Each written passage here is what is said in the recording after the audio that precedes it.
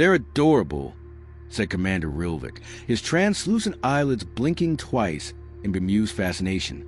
"Look at those tiny hands. Barely evolved primates." The council chamber echoed with laughter. Dozens of species gathered in the galactic observation deck, eyes fixed on the screen projecting images from Earth. Children tossing a ball, an elderly man sketching under a tree, a woman lifting grocery bags with effort. The consensus was unanimous: harmless, inefficient, quaint.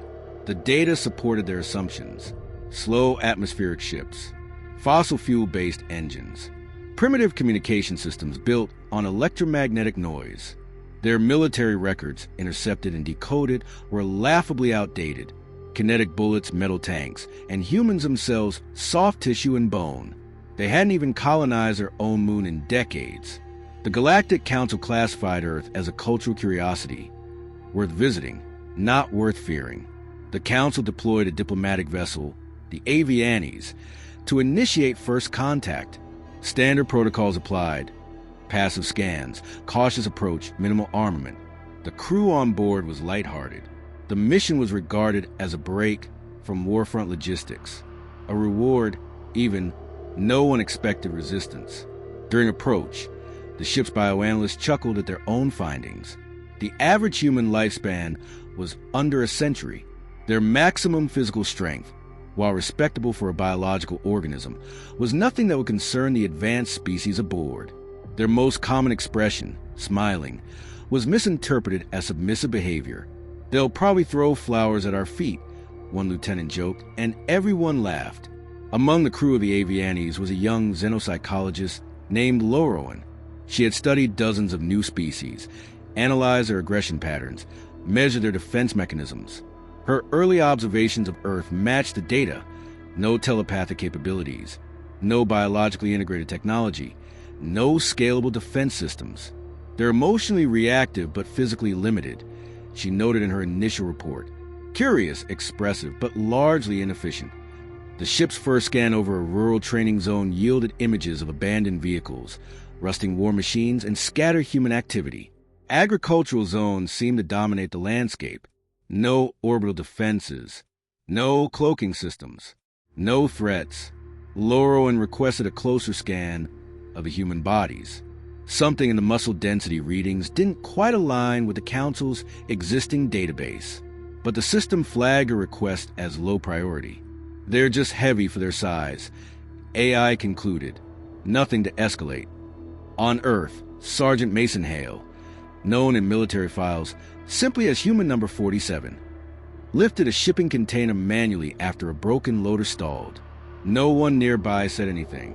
The ground crew just stared. He lowered the crate gently and gave a quick nod to the engineers. They were used to it. Mason wasn't flashy.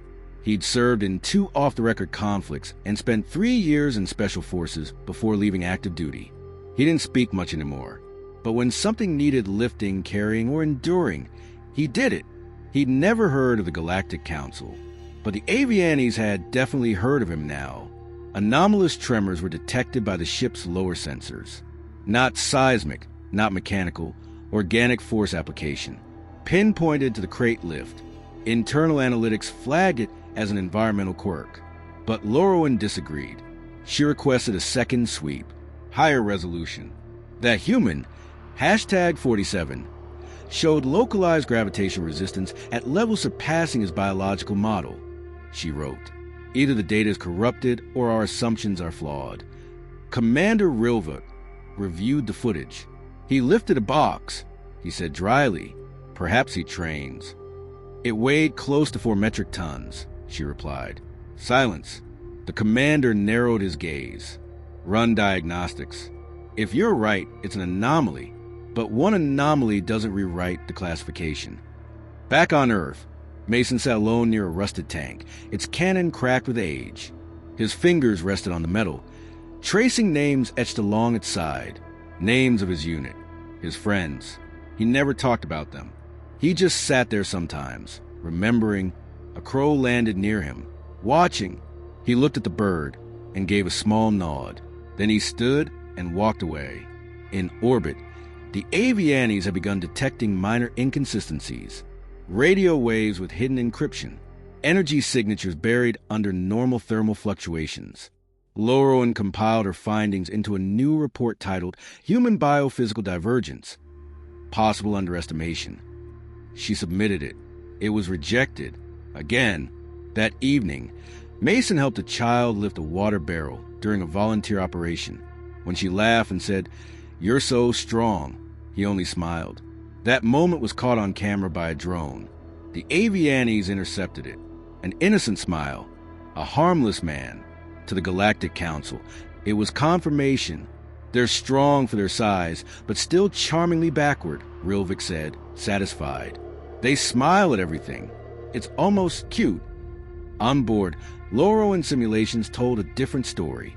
She adjusted for gravitational force, fatigue resistance, hormonal stress factors. The outcome was consistent.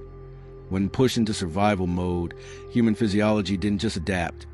It escalated, accelerated healing, adrenal surges, and behavior patterns indistinguishable from predatory species.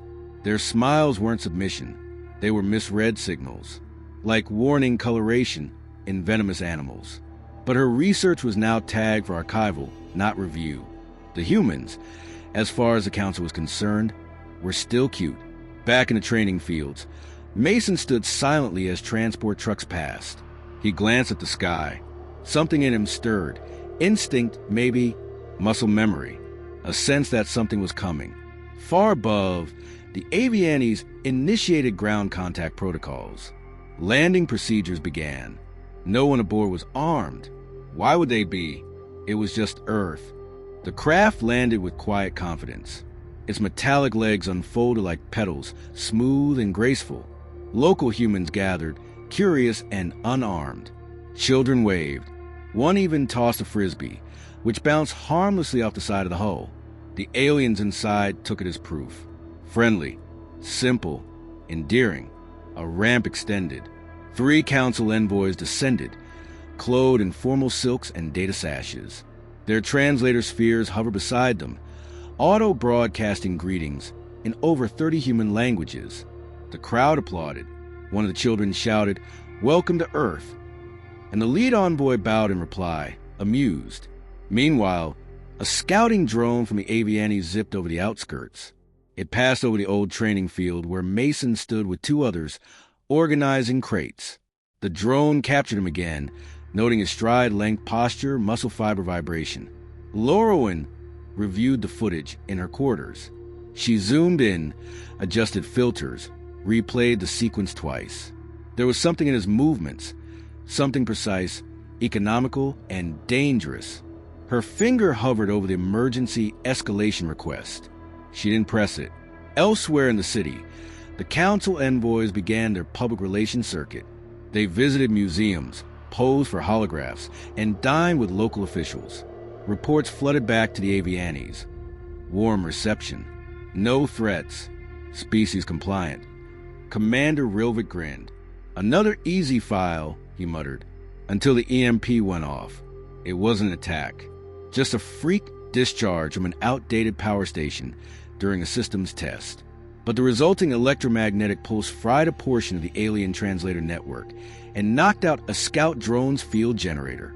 It spiraled out of the sky, crashing near the training grounds. The crew inside wasn't hurt. But the moment it hit the ground, alarms blared across the Avianis. Recovery teams were dispatched. On Earth, Mason was already moving. He sprinted toward the wreckage as smoke trailed into the sky. The crate he'd been carrying dropped, rolling into a nearby fence. A corporal shouted after him, but he didn't stop. The drone's hull hissed with residual heat as he reached it. He pulled back a warp panel with his bare hands. Inside, 2 alien officers were trapped, stunned from the impact. Mason didn't hesitate. He grabbed the upper edge of the opening and ripped it wider. His boots dug into the earth as the metal groaned. His arms flexed with the force of hydraulic pistons. The trapped officers looked up at him, at his face, not angry or afraid, just focused.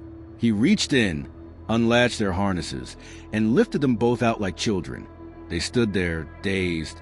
He nodded once and stepped back. They didn't understand what had just happened. Neither did the watching soldiers. Later, inside the Avianes, Lorwyn replayed the drone feed frame by frame. The gravitational resistance of the panel, the torque applied, the steady heart rate, none of it made sense. Mason Hale wasn't a genetically engineered soldier. He wasn't enhanced. He was just human, but he lifted 800 kilograms of fused alloy with his bare hands. Not out of desperation, not with rage. Calmly, efficiently, word spread fast across the ship. Some officers joked nervously. Others dismissed it as a trick of gravity. But Lorwyn compiled everything into a dossier and presented it directly to Commander Rilvik. "This isn't normal," she said. "We need to reclassify the species immediately." Rilvik scowled. "We are not declaring war on a species that smiles when you wave at them." "I'm not suggesting war. I'm suggesting caution. Observation. This man has barely tapped his physical limit." Rilvik leaned forward. One human, representative of a baseline potential far beyond projections. He scoffed. "They're cute, Doctor. You're getting attached." Lorwyn closed the file. She knew she wouldn't win the argument. Not yet. 2 cycles later, the Council authorized a show-of-force maneuver. A small contingent of light tanks, unmanned and AI-piloted, was dispatched to Earth under the banner of technical exchange. Their real purpose: establish dominance. 3 tanks materialized on Earth's surface near the training grounds, their arrival preceded by a shimmer of heat and light. Humans watched from rooftops and behind fences. The tanks looked alien, sleek, low to the ground, hovering just above the dirt. They bore no insignia. They made no noise. Local commanders weren't informed. There was no briefing, just a sudden arrival of foreign war machines on sovereign soil. The humans didn't react with aggression. They simply paused, unsure. One private raised a radio. "Sir, we got incoming metal snakes. Big ones." Mason stepped into view, face blank. The tanks aligned into a triangle, forming a slow encircling movement around the yard. Their targeting systems activated, painting invisible lines across the field. No shots were fired. Not yet. Inside the Avianes, Rilvik watched calmly. Let's see what they do. The AI calculated that humans would retreat, raise hands, or request clarification. None of those things happened.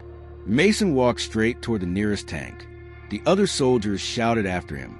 "Hey, that thing's armed." He didn't respond. His boots crunched over the gravel, unhurried. The tank rotated its chassis to face him directly. Lorwyn watched from the observation deck. Her pulse quickened. He kept walking. The tank issued a warning tone. He stopped just before the barrel, and then he moved. His hands gripped the edge of the tank's levitation chassis. Muscles tightened. He braced his legs and lifted. The machine shuddered. Sparks flew from its underside. The entire 30-ton body began to rise, slowly, against every law of probability. Inside the ship, technicians stared at their readouts. That's not possible. The tank lifted clear off the ground. Mason's arms trembled slightly, but his expression didn't change. And then, with a grunt, he turned and threw the tank. It crashed into the second one, both tumbling in a heap. Silence fell. The third tank spun to retreat. But Mason was already walking toward it. The third tank hesitated. It scanned him, processed a dozen tactical outcomes, and calculated 0 successful escape routes if the human continued forward. Its AI defaulted to the least risky protocol, emergency withdrawal. It activated reverse thrust, rose 10 feet off the ground, and turned to flee. But Mason was faster. He broke into a sprint, boots pounding the ground with terrifying rhythm. Within seconds, he closed the distance. The tank's thrusters shrieked. Just as it began to accelerate, he leapt an impossible vertical burst and landed on its back. Metal groaned beneath him. The tank flailed, twisting its turret uselessly, attempting evasive flight. Mason crouched, gripped the main access hatch, and yanked. It didn't budge, so he punched it, once, twice. On the third hit, the alloy dented inward like soft clay. On the fourth, it cracked, and on the fifth, it shattered. He peeled the hatch off like a tin lid and reached into the heart of the machine. Wires sparked, Circuit sizzled, then silence. He tore out the core stabilizer and jumped off as the tank lost lift and crashed into the dirt behind him. It was over in less than a minute. Back on the Avianes, no one spoke. Rilvik stared at the screen, frozen. The entire command crew watched the replay on loop, their disbelief mounting with each iteration. "That wasn't adrenaline," whispered one technician. "That was control. It's not just strength," Lorwyn said quietly. "It's restraint. Precision." The silence broke with the chime of a single, chilling notification. Alert. Diplomatic status compromised. Local species awareness elevated. Human military systems entering high alert. Earth was no longer cute. Council command was notified within minutes. A direct transmission from the Avianes to the core worlds went out, marked urgent. Species number 8034, formerly classified as level 0 threat, had now been reclassified. Indeterminate potential, containment recommended. But Earth was already awake. Mason was detained briefly by local military authorities, not because he was suspected of wrongdoing, but because no one knew what else to do. They asked him questions. He didn't answer. Eventually, they let him go.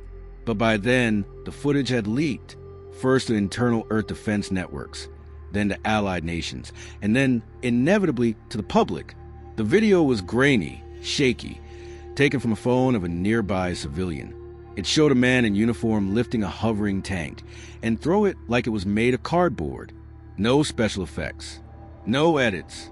Just raw, brutal physics. The video went viral in under 3 hours. And across the stars, alien species watched it too. The Galactic Council scrambled to control the narrative. They called it a miscommunication. They offered reparations.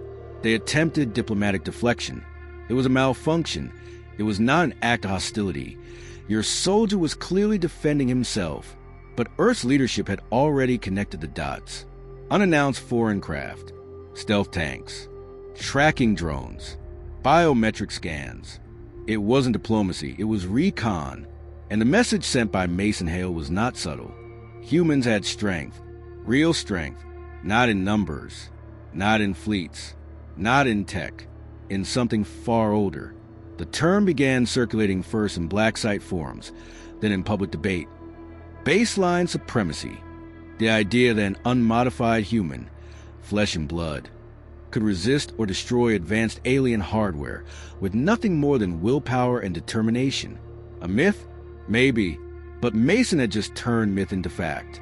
Lorwyn sat alone in her quarters, reviewing centuries of psychological profiles. Species that evolved in safety, low gravity, cooperative biomes, tended to develop passive resistance to threat. Species that evolved in chaos, predator-rich environments, unstable ecosystems, adapted through violence. Humans came from a death world. She stared at the slow-motion capture of Mason lifting the tank. This wasn't a fluke. This was a warning. Commander Rilvik called an emergency meeting. We have a narrow window to correct this. We must project dominance now, or risk the Council looking weak. "What's your suggestion?" asked the tactical officer. "A display of orbital superiority. We position cruisers above Earth and engage a kinetic demonstration strike. Non-lethal, but loud. Shock and awe." "No," Lorwyn said firmly. Rilvik turned. "You're not in command. You're not in reality." She stood, throwing her data tablet onto the table.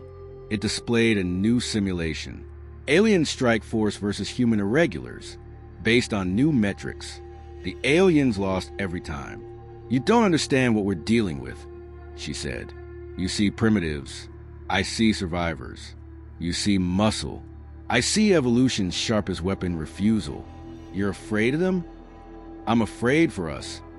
But Rilvik refused to yield.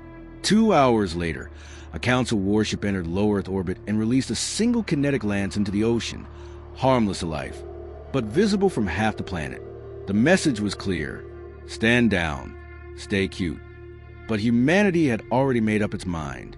The United Earth Assembly declared a planetary sovereignty defense directive.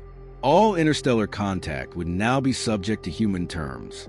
Any unauthorized presence would be treated as hostile. The Council dismissed it. until the Avianes exploded. There was no warning, no declaration. One moment it hovered above Earth's hemisphere, and the next it was engulfed in a pulse of searing light. No missile trails, no launch signatures, just a pinpoint burst. Clean, surgical, final. No one claimed responsibility. No one needed to. Mason was seen walking alone at dusk near the coast where the wreckage fell. He stared at the horizon for a while, then turned and walked away. Laureline, having survived aboard an escape pod, filed one final report before disconnecting from Council Command. She titled it, "The Myth of Fragility, Why We Were Wrong About Earth." In it, she wrote, "They call them cute. They call them backward. They call them harmless. But we misunderstood the smile. We mistook silence for simplicity. We mistook endurance for absence of strength. We forgot that some worlds sharpen their children on fire and ice. Earth is not a cradle. It is a crucible. And from that crucible walks something we were never meant to provoke." Council response teams were dispatched. They never returned. In the aftermath, the galaxy held its breath. The Avianes' destruction rippled through the network of civilizations like a thunderclap. For centuries, Earth had been marked a statistical anomaly. Rich in chaos, backward in tech, irrelevant in politics. Now it was something else entirely. The words human and impossible had started to become synonyms. Dozens of fringe species filed emergency petitions for reassessment of humanity's status in the Interstellar Compact. A few protested outright. "We were misled," they argued. "You told us Earth was soft. You said they were charming. You never said they could destroy a Class V warship from the surface without leaving a trace." Inside council chambers, no one had answers. There were only questions. How did they hide that kind of capability? Was it Mason hail? Was it even a weapon? They scoured the debris for signs of exotic matter. Found none. No alien materials. No faster-than-light residue. Just surgical damage. Implosive, centered, clean. A weapon too efficient to be understood. One representative muttered aloud, "Maybe it wasn't technology. Maybe it was him." The thought spread like infection. The image of Mason Hale, calm and unmoved, standing beneath the shattered clouds, became an icon, a symbol of a species that didn't just fight, but endured, not just survived, but adapted, and when pushed, when truly pushed, answered in kind. The Council's analysts rewrote entire classification protocols. Earth was now red zoned. No contact, no interference, no approach within lunar orbit. Too unpredictable, too powerful, too human. But Earth wasn't interested in hiding. The first signal came through a month later. Simple, clear, translated into every known galactic language. "We are not looking for war, but we will never be underestimated again." Galactic media called it the line in the stars. Then came Earth's second move, quiet, surgical, terrifying. The wreckage of the Avianes had barely cooled when 12 unmanned human craft slipped past interstellar border patrols. Not cloaked, not armed, just fast. Faster than any ship previously recorded by the Council's databases. They mapped entire sectors in hours. They returned with pinpoint data on refueling stations, orbital shipyards, trade routes. Every system they touched suddenly went dark. Not from attacks, from fear. Council allies began falling silent, unsure whether to offer help or quietly step back from the blast radius. Treaties were revisited, alliances redrafted. Trade with Earth's former colonies resumed under new terms. Terms dictated not by law, but by respect or fear. The difference blurred. Back on Earth, Mason Hale did not become a general. He did not lead a government or sit on any throne. He disappeared. Some said he retired. Others said he went off-world. The truth was simpler. He didn't care about power. He never did. He was the spark, not the flame. The real fire came from Earth's awakening. For the first time in generations, humanity wasn't fighting to survive or struggling to prove itself. It was preparing, not for war, but for recognition. Exploration vessels launched weekly. Some bore new flags, others old ones reborn. Human diplomats, scientists, and engineers now move among the stars not as students, But as equals, when they entered council space, silence fell. No one joked about Earth anymore. No one called them cute. They bowed. Even the Empire Voss, once notorious for enslaving lesser species, issued a formal request to open peaceful relations with Earth. Their ambassador arrived in person, escorted by a fleet of ceremonial guards, only to be greeted by a single human wearing a civilian badge and an unarmed shuttle. The ambassador extended a gift, a rare crystal from their royal mines. The human offered a mug of coffee in return. The ambassador drank it. He smiled and quietly changed his fleet's course to orbit without ever requesting landing clearance. That was the new equation. Humanity didn't demand compliance. It simply expected respect and received it. The story spread further. A human medic on a relief mission lifted a collapsed mining crawler off trapped alien workers. A lone pilot flew into a collapsing wormhole to rescue a stranded science team and return alive. A boy on Mars challenged a visiting envoy's son to a strength contest and won by a landslide. Each tale sharpened the mythos. Each moment added to the legend. And yet, even as humanity's shadow grew long across the stars, its core remained the same. It built, it shared, it taught, but it never forgot. Never forgot the tank. Never forgot the condescension. Never forgot that being underestimated was once its greatest weapon. So it adapted again, this time not in muscle or rage, but in patience and presence. A council commission years later tried to reclassify Earth once more. They needed answers. What powered Mason Hale? What drove the people to laugh while bleeding, to smile while outgunned? They interviewed survivors, reviewed footage, ran simulations. Nothing explained it. So they asked an old human general during a ceremonial peace conference on Cygna 3. The council lead delegate leaned across the table and asked, "What made your species rise?" The general didn't flinch. "We were forged in gravity that crushes most species, breathed air thick with violence. Our ancestors survived predators with claws the size of your shuttlecraft. But that's not what made us rise." "Then what?" He leaned in, eyes steady. "We learned how to lose, and kept standing." There was no response. A week later, the reclassification effort was abandoned. Earth was no longer an entry in a database. It was a warning etched into the void. Mason Hale remained a ghost, his name whispered in barracks and council chambers alike.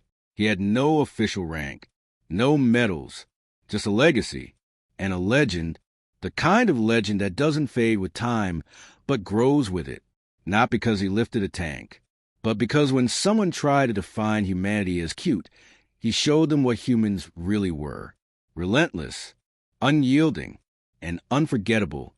In the end, they called Earth many things, but never again cute.